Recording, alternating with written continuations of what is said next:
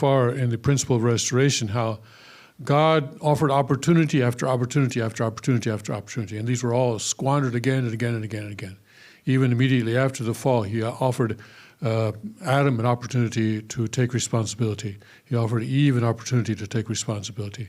And then he was able to offer Abel an opportunity, and Abel and Cain an opportunity. And then when all that was squandered, we can say failed, but I think squandered is more of a word that we can use here. Then 10 generations, 1,600 years later. Again, these are symbolic years, all right? In reality, maybe not 1,600 years, but anyway, 10 generations later, Noah's family had an opportunity. These were all opportunities to make good, to correct the mistake that was made in the Garden of Eden. And it was possible for people, if they had made the right decision and acted righteously in each case, there was an opportunity for the restoration to occur quickly, even right after the fall with Adam, if he had taken responsibility, or Eve, or Cain and Abel, or with Noah's family. There were opportunity after opportunity after opportunity to make right what went wrong in the Garden of Eden. But all of these opportunities were of course squandered. But now finally, with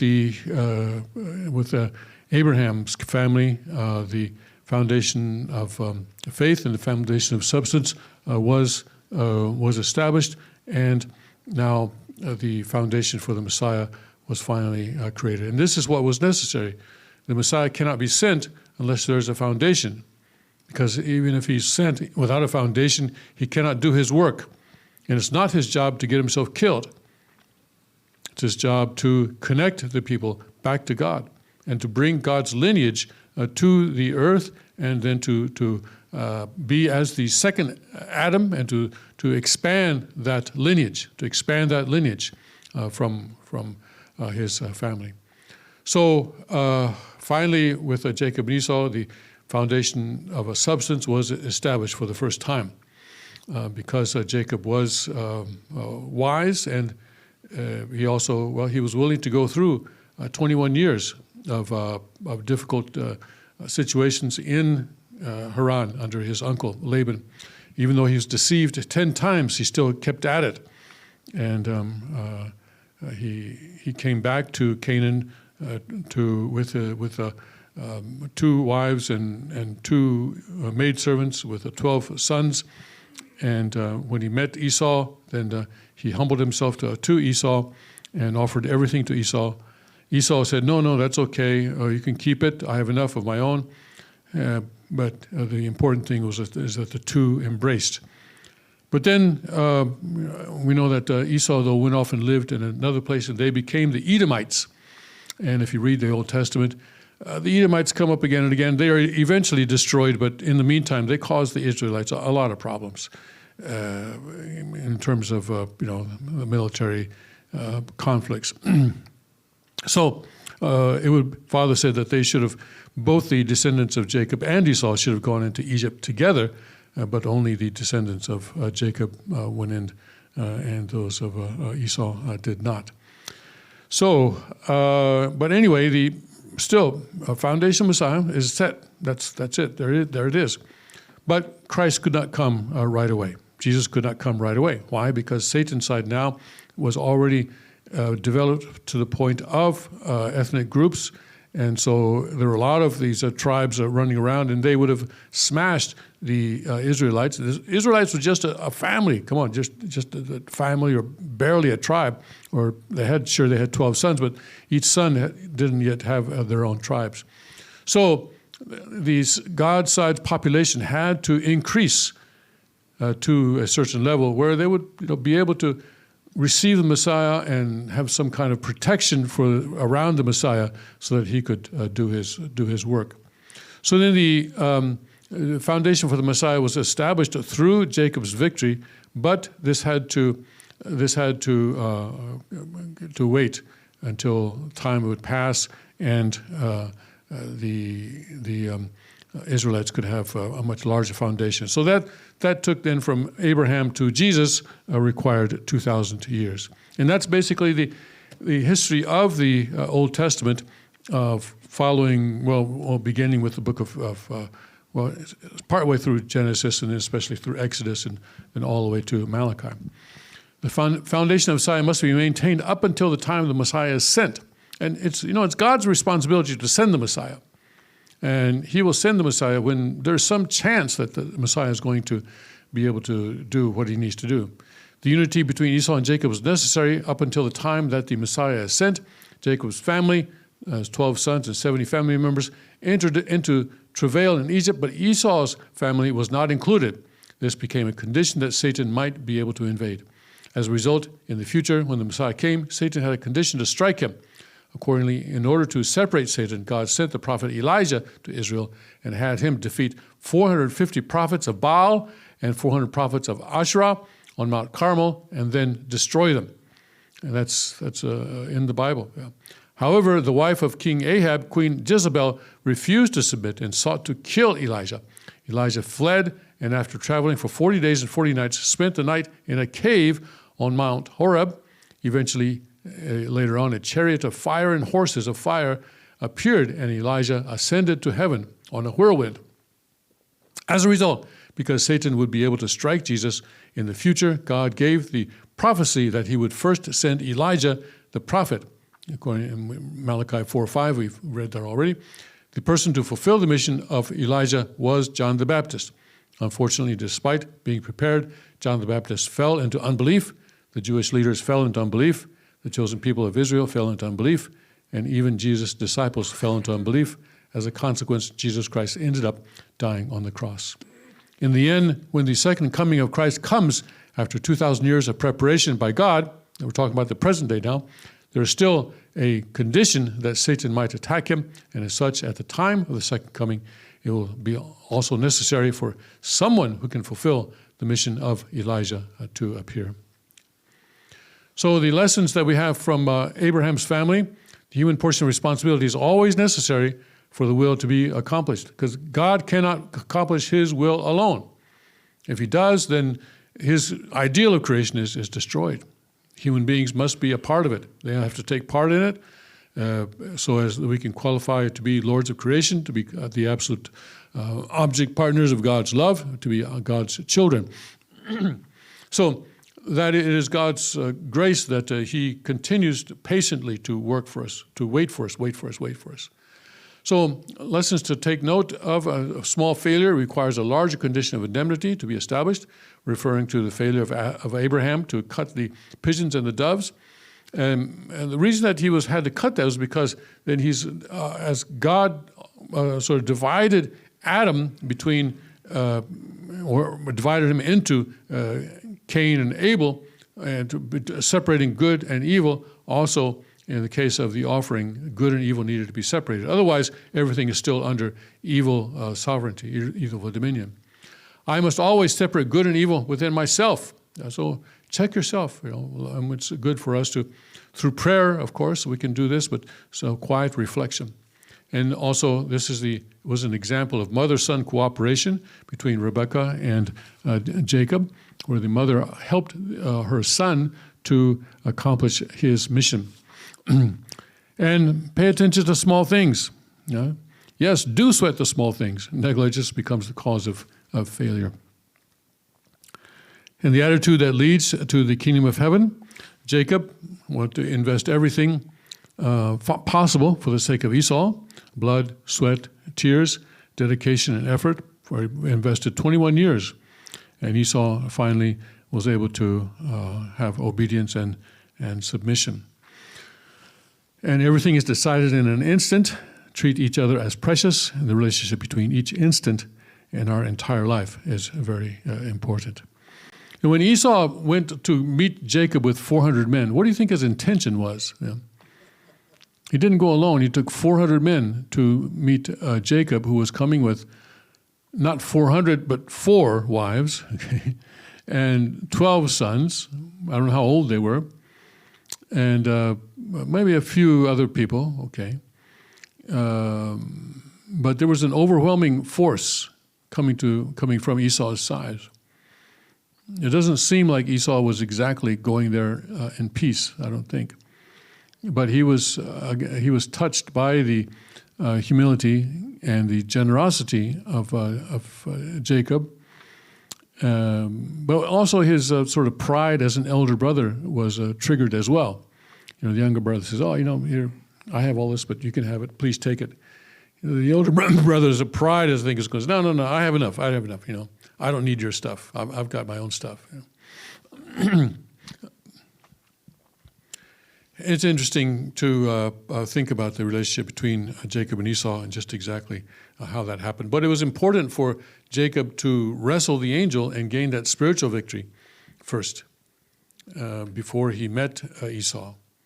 Because really at that point, really, I think he certainly became, if he was not already, a really strong alpha person, a very self-confident person, having done that.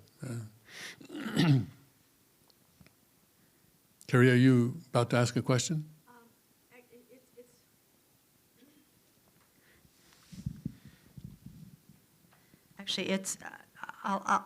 I'll wait. I have a question about something earlier in the chapter, but I think I was kind of waiting for the time to share it. But maybe. Well, go ahead. I think we're. Let me do one more slide. That'll be the end of the chapter, and then you can go back. Okay. Thank you. So, comparison of the courses of Adam, Noah, and Abraham. So here, fallen human beings, and we need to establish the foundation of faith and foundation of substance in order to establish the foundation of the Messiah. So first, Abel offered a lamb, and so the foundation of faith was successful. With the foundation of substance, Cain murdered Abel, and then as a result, the foundation of substance failed in terms of Adam's family. So Adam's family was not successful in setting the foundation to receive the Messiah. So then 1,600 years and 10 generations later, Noah built the ark, and that was successful. This was his foundation of faith. Then for the foundation of substance to be set, Ham, the second son, needed to inherit the faith of his father, unite with his father in heart, but he did not. And so Shem actually never had a chance to be in a position to unite with his younger brother, because his younger brother was not standing in the position where he should have been. So in Noah's family, again, the foundation of faith was successful, foundation of substance was a failure. In Abraham's family, Abraham needed to make the offering, and make the offering of the heifer and of the goat and the ram and of the dove and the pigeon, but he did not do that successfully. And so then he failed there, but then his mission was passed down to Isaac, and Isaac took Abraham, but Isaac was the central figure, took the ram that was in a thistle there on Mount Moriah and offered that. And so finally, after that, they managed to, through a kind of a circuitous route, but to establish the foundation of faith. And then on the foundation of substance, then Jacob and Esau in the end reunited, and so the foundation of substance also was successful in Abraham's family. So with the foundation for the Messiah set then human beings need to then, when the Messiah comes, unite with the Christ or the Messiah with an ideology and action and lifestyle and a 심정, a heart. So then the original sin can be removed through the holy blessing that we receive the lineage of God, and then we're able then to go through the completion stage of the growing period and realize the purpose of creation.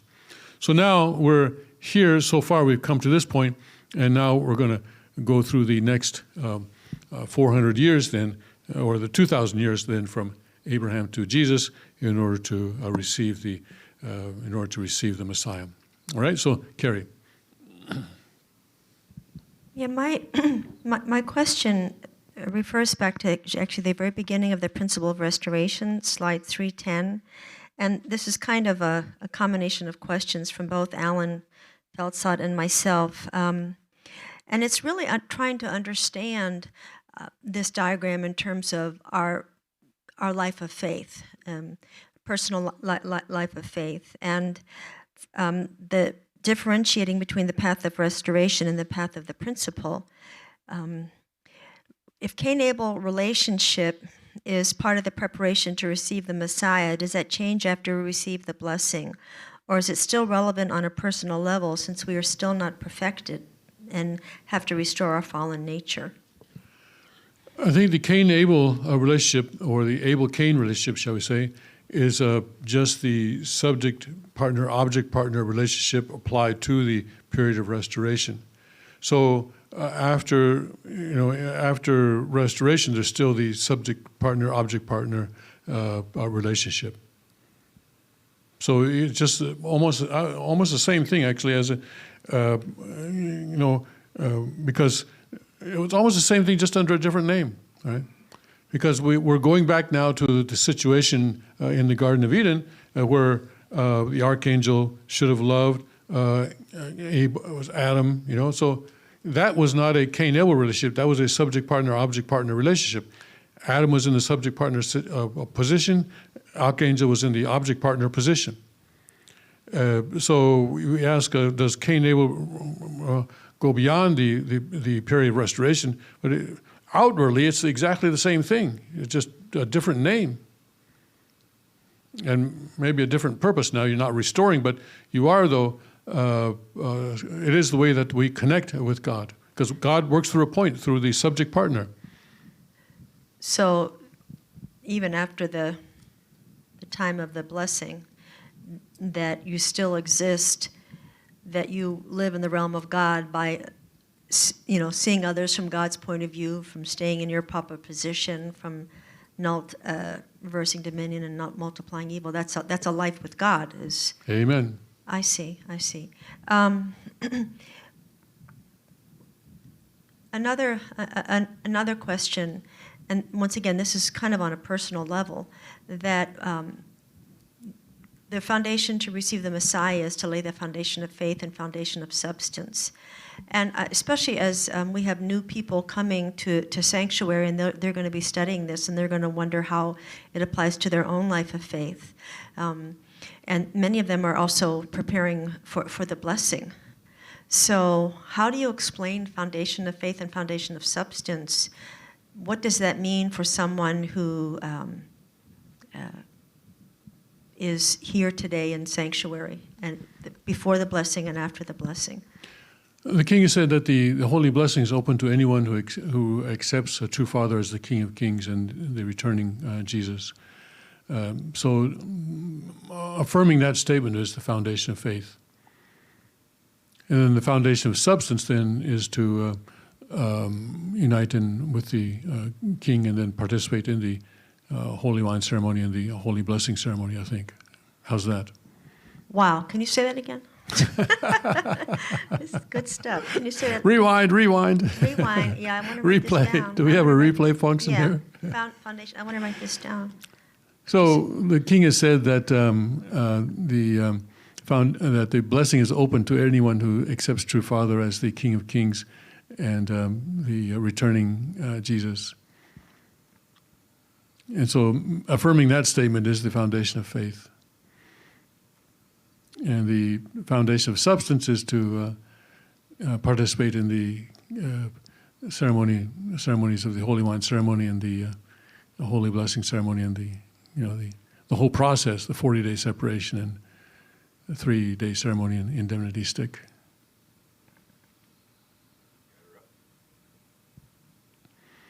Okay. Were you about to raise your hand, Jenny? No, okay. I thought I saw something. Then, what about after the blessing? We in our time in the church, having an able figure was a big part of our life of faith. Is that dynamic still relevant, or is that no longer relevant?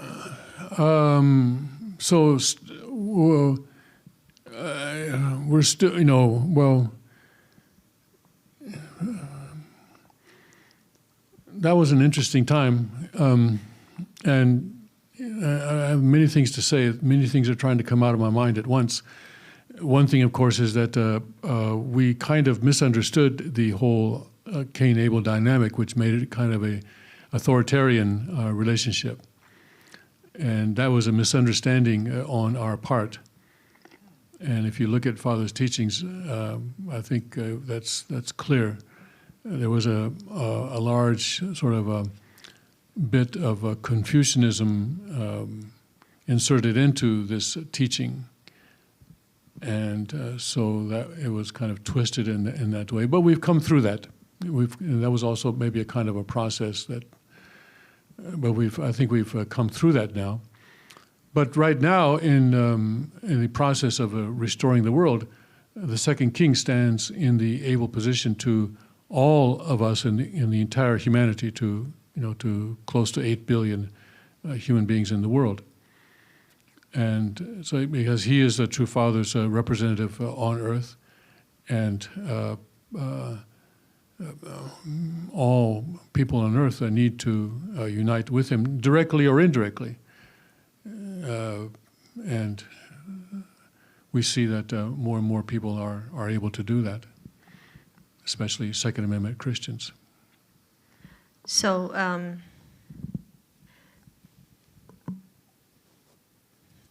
and just to add that the Kukjinim in the Cain position, he's in the chief Cain position.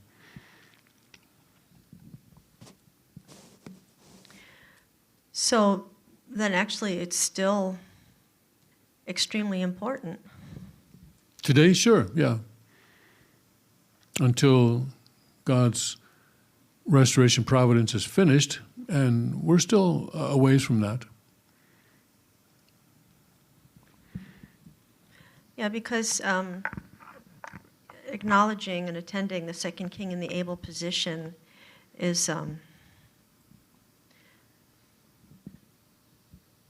that? But that's not. Is that in a restorational context, or that's really in the order of heaven, right? It's not. We understood both. Both, yeah, both. So if you're in a restoration context, and it's Abel and Cain. If you're not in a restorational context, it's subject partner, object partner. So, but externally, it looks the same, doesn't it? Yeah, and now that God's lineage is on earth, then it's it can be understood in Abel, Cain, but it's really the order of the kingdom, is it not? Well, it is that too, yes. So it's all those. It's all of those. It depends on your position, yes. If you're still in the process of restoration, or if you're doing, but the world as a whole is still in the process of restoration, I think. Yeah. What does it mean when Father says restoration is over? Well, I think he's meaning that that for he's done what is necessary, and now it's just a sort of a mopping up operation. But there's a lot of mopping to do. But yeah, the war is essentially over. That's true. Especially with true parents now united at a cosmic perfection level, it's essentially over. So maybe we misunderstood it. We thought it was applying to all of us, but maybe Father was talking about what he accomplished. Well, listen, for example, we say that this is the information age. But there are some people, who still cannot operate a computer. So they're not in the information age. So when we say something like that, people, it's different for people. Everybody doesn't enter into a certain new era at once.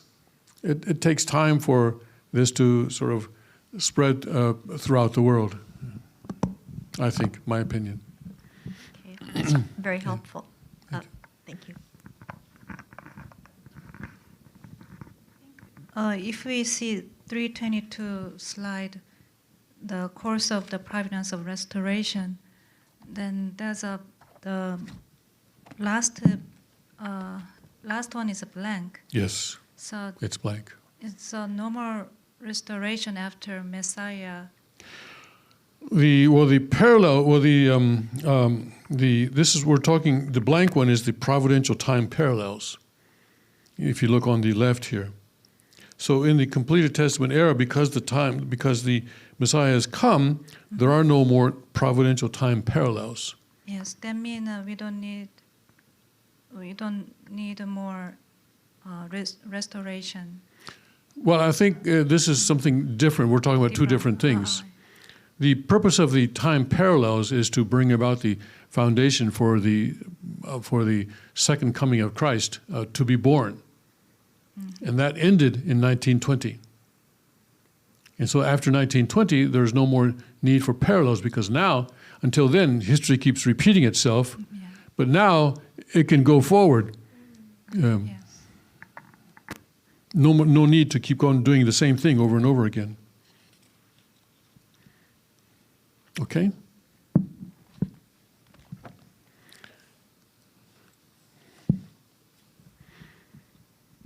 All right, and let's move on then to Moses. Okay, so Moses is a very interesting situation, isn't it? They go from Egypt, and here again it takes 3 tries to actually get there. And again, opportunities are given and opportunities are squandered. But eventually, eventually, they actually get there. Yes, praise God. So, despite ourselves, we always manage to get there somehow. Okay, but anyway, let's look at what happened with the course of Moses. The providence of restoration centering on Moses and Jesus, and there's a close connection between Moses and Jesus, because Moses is taking people to Canaan, and Jesus is taking people to spiritual Canaan. And so the Moses is actually kind of setting the course for Jesus to follow. Amos 3:7 in the Old Testament says, "Surely the Lord God does nothing without revealing his secrets to his servants, the prophets." God always is educating. He's educating. And so he's not about doing things unilaterally. So he will tell his prophets what's going on before it actually happens. The secrets of God's providence of restoration. God had the prophets walk the way to model the path for humanity. And this is the path of fallen human beings and the path for the subjugation, the natural subjugation of Satan. So Jacob went through the symbolic course. Again, this is symbolic, and so this is why the number of years, for example, are not necessarily, in fact, not at all, literal years that we can talk. But so this is the model course for bringing Satan to submission by bringing Esau to submission. And then Moses walked what's called the image course for bringing Satan to submission on the ethnic group level. And Acts 3:22, and I believe this would be where Peter is giving a sermon. And let's see here. And in Acts chapter 3, yes, Peter and John go into the temple at the hour of prayer, and Peter stands up and starts speaking. And in the process of that, he says, "For Moses truly said unto the fathers, a prophet shall the Lord your God raise up unto you, and your brethren like unto me, him shall ye hear in all things whatsoever he shall say unto you," and so forth. Okay, so then, Peter, and that sermon that he gave to the Jewish people in Jerusalem, I believe this was, right? I think. Okay, was it in Jerusalem? Anyway, this is a sermon that he gave. Then Jesus walked in the substantial course. He pioneered the course to substantially and actually bring Satan to submission. Educated humanity, educated, right? God is an educator, not a dictator. Educated humanity so that they could walk that path and bring Satan to submission. It says in John 5:19, where he says,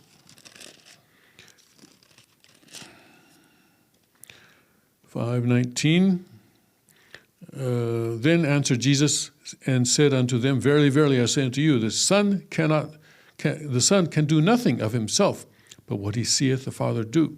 For what things soever he doeth, these also doeth the Son likewise. So there's a course that is set for Jesus, and he has to stay within the course that has been set for him. Educating. So the model course for bringing Satan to surrender, model course is now this is the course that is being followed. The reason God established Jacob's course and Moses' course as the models for Jesus' course. First, there is no way that Satan, who refuses to obey and submit to God, would voluntarily submit to Jesus or his disciples. God takes responsibility in the principle for having created human beings. Therefore, as the parent, he took it as his portion of responsibility to establish the courses of Jacob and Moses, and through them reveal the model course for how Satan is to be brought to surrender. Jesus came as the ancestor of humankind to bring Satan to surrender by walking the way revealed in the courses of Jacob and Moses. Faithful believers must walk the way according to Jesus' course to also bring Satan to surrender. So we all have to bring Satan to surrender in our own lives, individually and in our families and in our tribes, etc., etc. Yes, Satan did surrender to true Father, but he has not surrendered to Father's children. So we each have to do that within our own context.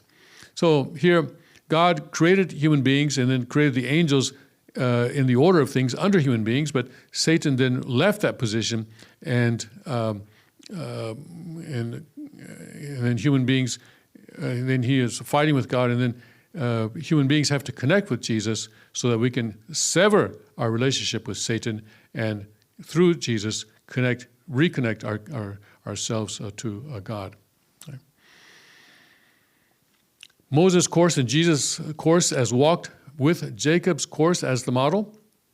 A concrete comparison of the model course to bring Satan to surrender. Okay, let's look at this. Let me bring this up a bit. Okay, now Adam. Adam actually set the course of the fall. So Adam was tested, and he failed in that test. Jacob's course, he wrestled with the angel. This was his test, and he was successful in that test. And in Moses' course, we'll see that God actually tried to kill Moses. This is something that, when you first hear about it, it's sort of, what? Did that really happen?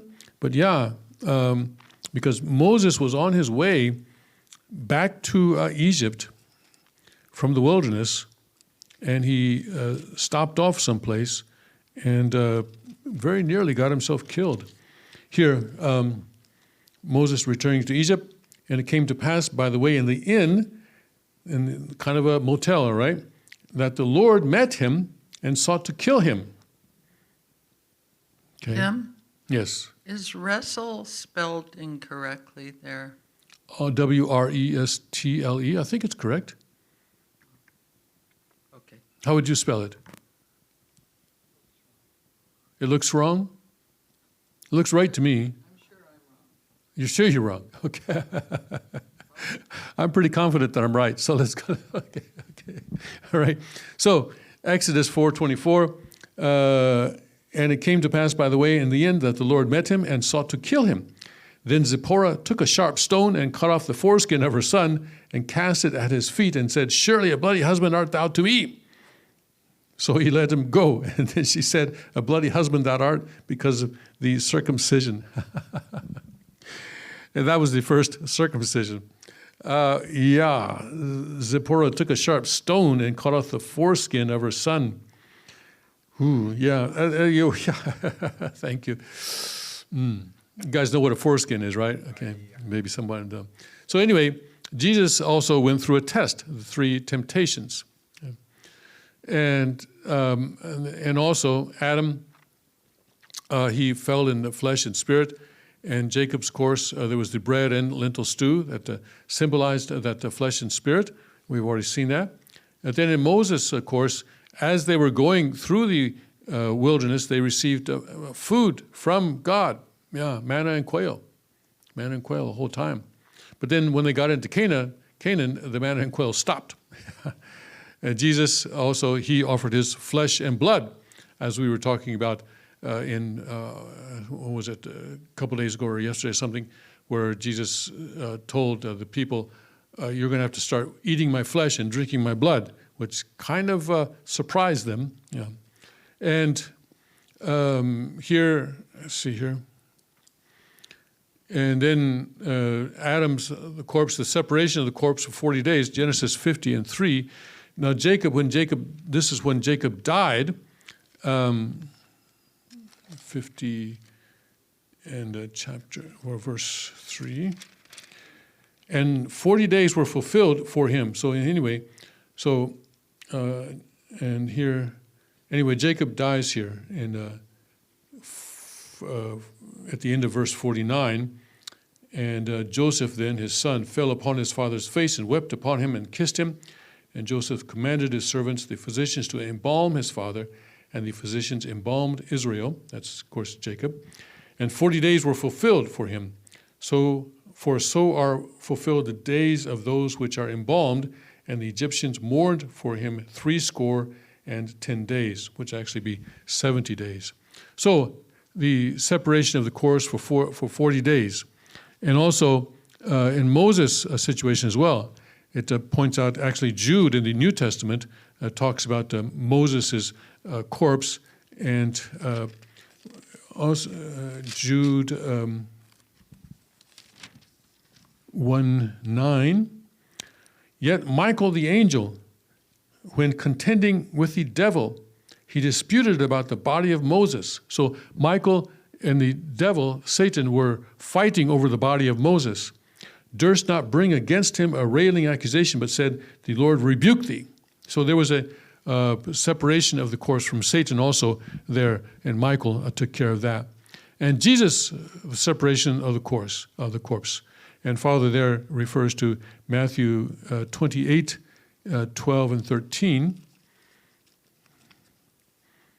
Let me see what that is.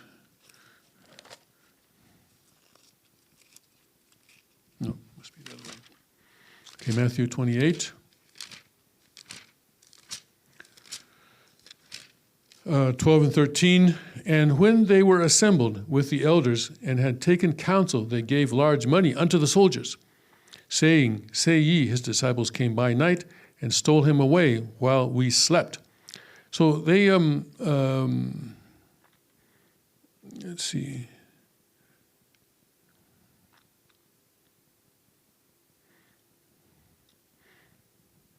Okay, so they're also bribing the soldiers in that way.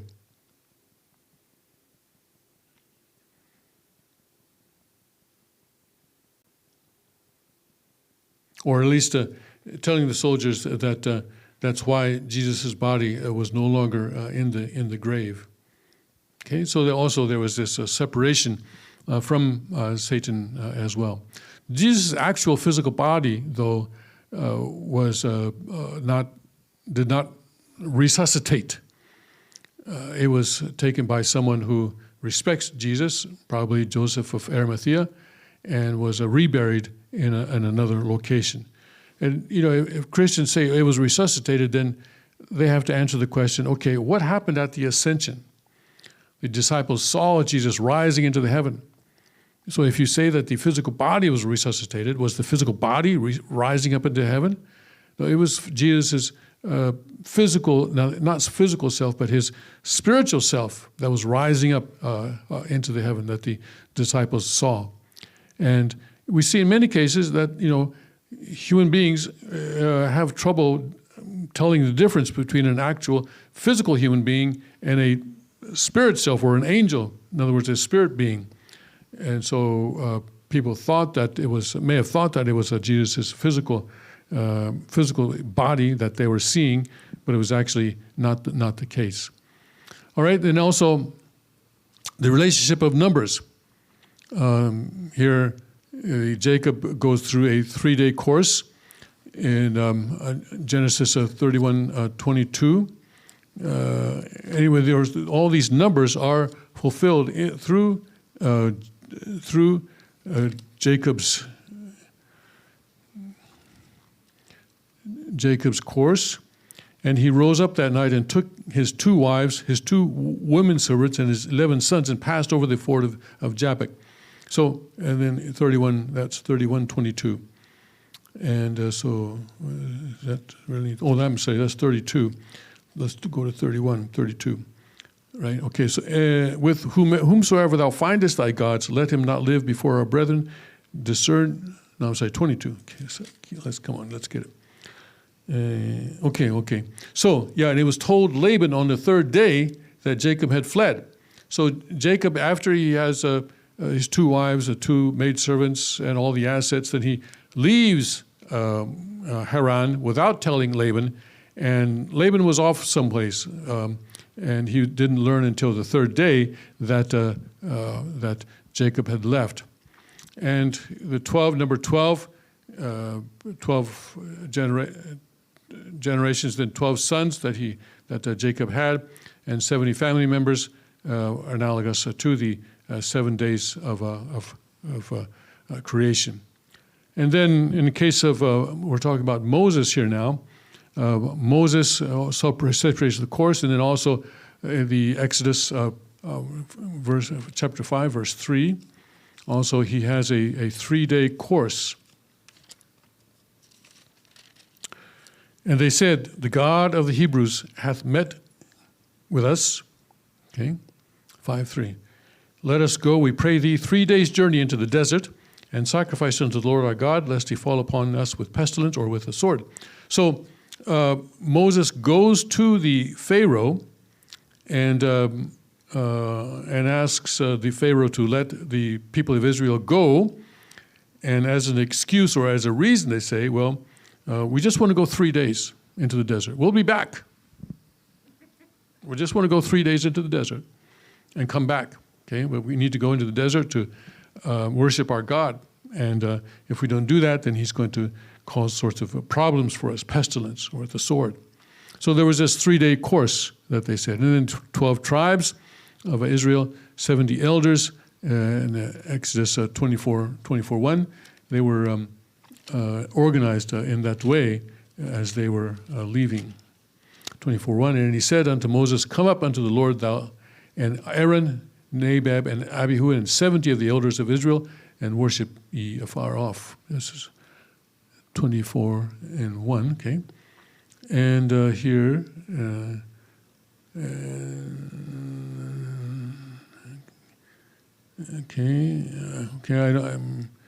I don't see the exact reference to 70 elders there.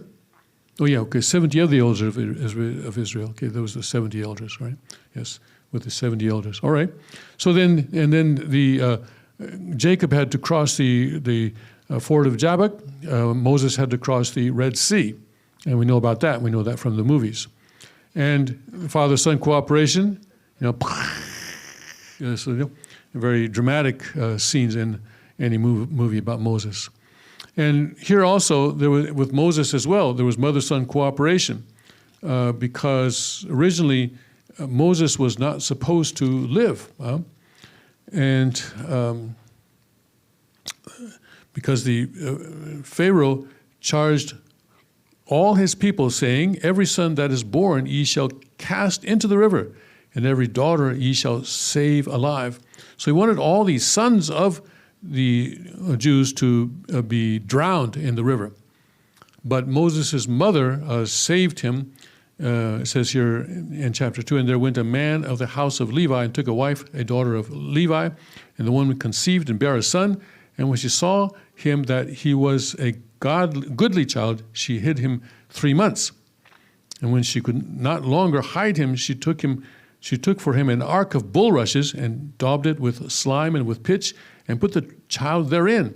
And she laid it in the flags by the river's bank. So she put him in the river like she was supposed to, but she built a little basket for him. And she insulated it so that it wouldn't sink. She waterproofed it. Right? And then she put it in the little weeds there by at the edge of the river. Okay? And then basically, of course, the Pharaoh's daughter finds this and says, "Oh, what a cute child!" And takes the child back to the palace, and then they say, well, we're going to need a woman to be sort of a nursemaid, and then the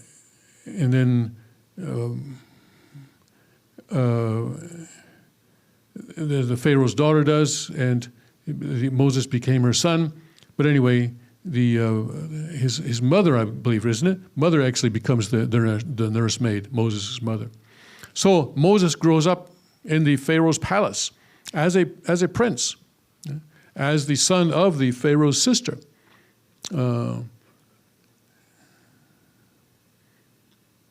Pharaoh's daughter, I'm sorry, Pharaoh's daughter, yes, Pharaoh's daughter.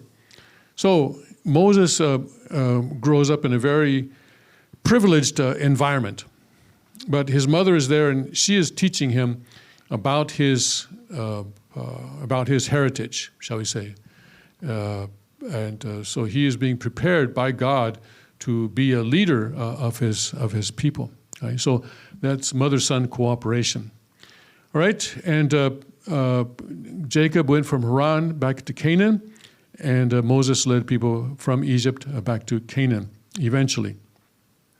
And the destruction of Satan, Jacob, actually it was Rachel that did this, but they took idols from Laban, and they eventually buried these under an oak tree.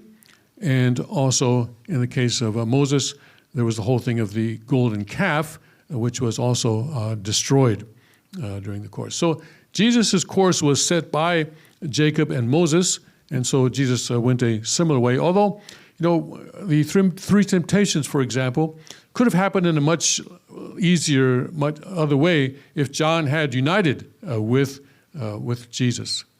If John had baptized Jesus, as Jesus said to do, and then when Jesus started to walk away, John said, "Okay, you guys, let's all follow Jesus. He's here.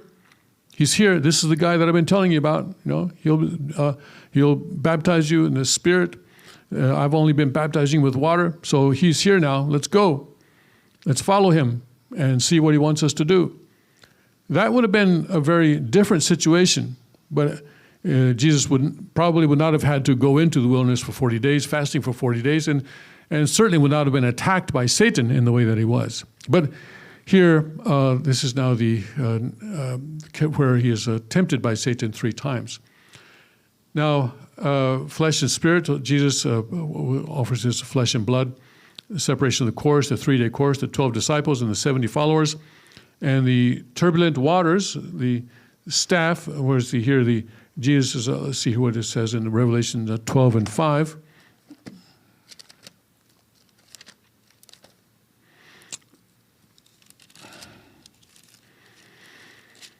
It says, and she brought forth a man-child. All right, this is talking about, of course, the miracle in the heavens, right? What we know is happening on September 23rd, 2017. And she brought forth a man-child who was to rule the nation with a rod of iron, and her child was caught up unto God and to his throne. So Moses had a rod and also a staff, that is to say, and Jacob also had a staff. And also then Jesus in Revelation has a staff or a rod. And also in 2:27 as well, he has a rod, right? He has a rod, yes. And he shall rule them with a rod of iron. As the vessels of a potter shall they be broken to shivers, even as I received of my Father. So there is this parallel as well. So then also mother-son cooperation, Matthew 2:13, yes, at the time of Jesus as well, there was an attempt by Herod to kill Jesus, and since he couldn't find Jesus, he decided he would kill all the infant Jewish babies who were about the same age. 2:13. So here, this is because of the 3 wise men, the 3 kings. They, kind of, anyway, the 3 kings, all right, from the east, they see the star, they're trying to find the Messiah. So they go to Herod, and we said, we hear that a new king has been born. And Herod said, say what? A new king?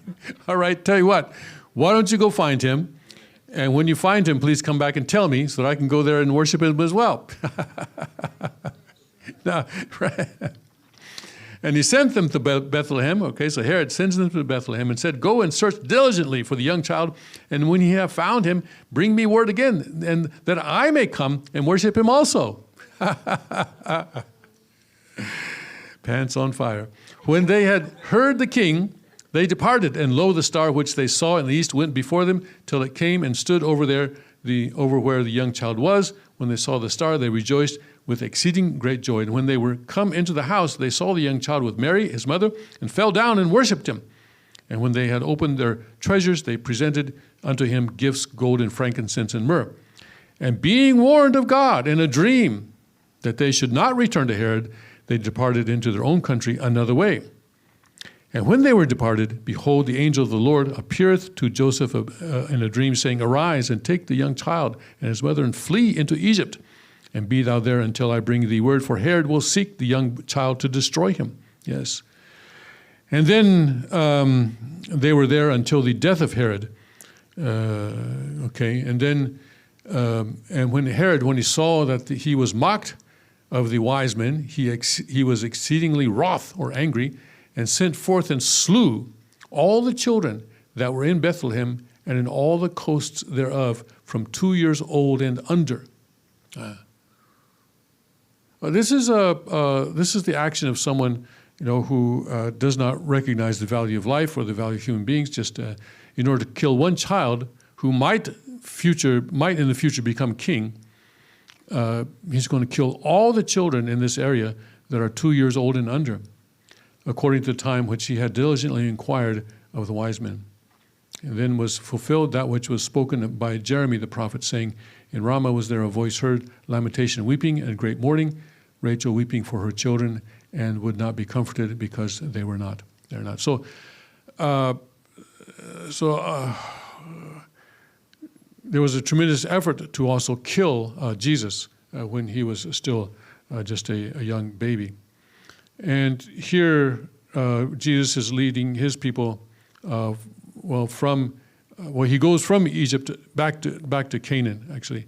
They go to Egypt, wait for Herod to die, and then when he dies, then they return to Canaan. And then the staff here, this is the words and power, but also maybe the substantial rod of iron for the purpose of self-defense. Okay. So there is this parallel here between Jacob's course, Moses' course, and Jesus' course. And Jesus said that the Son can only do what he sees the Father do. And the Father, as the God, has already worked through Jacob and through Moses. All right, so question. Yes, question. Okay. Why they need a separation of a corpse? Why do we need it? Well, the corpse was separated from Satan. These were men who served God, and their corpses were holy, I suppose, and so that's why God's side wanted to take that corpse. So even though Jesus, Matthew 28, yes, even though Jesus, he need to separate. Not that he needed to separate, but the people who respected Jesus wanted to make sure that Jesus' body was not desecrated any further than it already had been. Already on the cross, he had been pierced with a sword. A crown of thorns had been put on his head, so there was a lot of lacerations on his head, and the Romans had really, and also he had been whipped a lot as well. So already this holy body of Jesus had been disrespected and desecrated in many ways. And so if it had been left there, I think there was concern that they would do even more stuff to it. And so it was taken away and buried in a place where no one could find. I see. Thank you.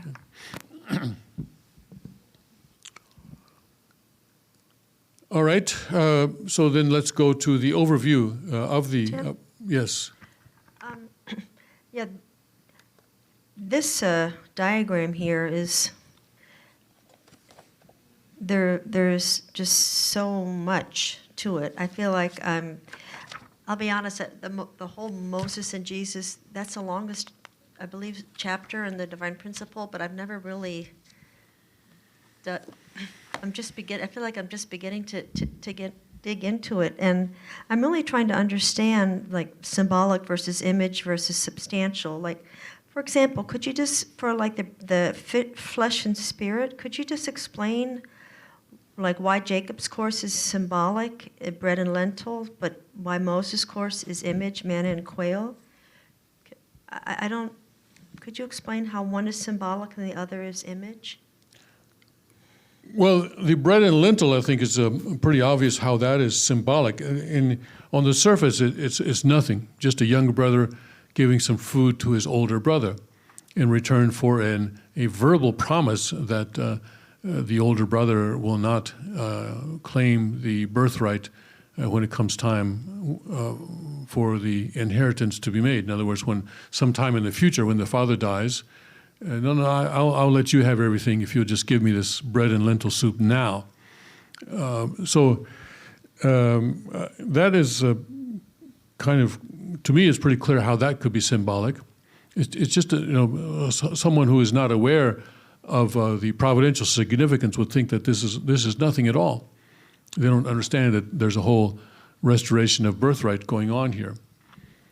The manna and quail, that is because it's a parallel, but it's an image. And again, there's the Israelites are desperate for something to eat, and they're trying to survive in this rather barren land, and God sends them this food that they can eat, and it sends them consistently, so it keeps them alive while they're going through that wilderness course. So, and the image, of course, applies to the entirety of Moses' course. It's the entirety of Moses' course is an image course, whereas Jacob's course is symbolic. I don't know how to explain that. I don't know how to answer that specifically about manna and quail. Okay. And Jesus, he actually says, "You got to drink my blood and eat my flesh." He actually says that, right, in John, in the Gospel of John. And people are shocked by this, and many people choose not to follow Jesus anymore after he says that, as we saw in John chapter 6. Thank you. Also in Moses' course, image, parentheses, ethnic group type, Jesus' course, substantial, parentheses, national. So I guess it was God's will that there be sovereignty, that the nation of Changgogok be established at the time of Jesus, but it was established only spiritually, so there was a spiritual sovereignty, we can say. Well, the establishment of sovereignty was extended 2,000 years. That's why Jesus is coming again, or came again. So this would be prescript of something that's coming in the... Yeah.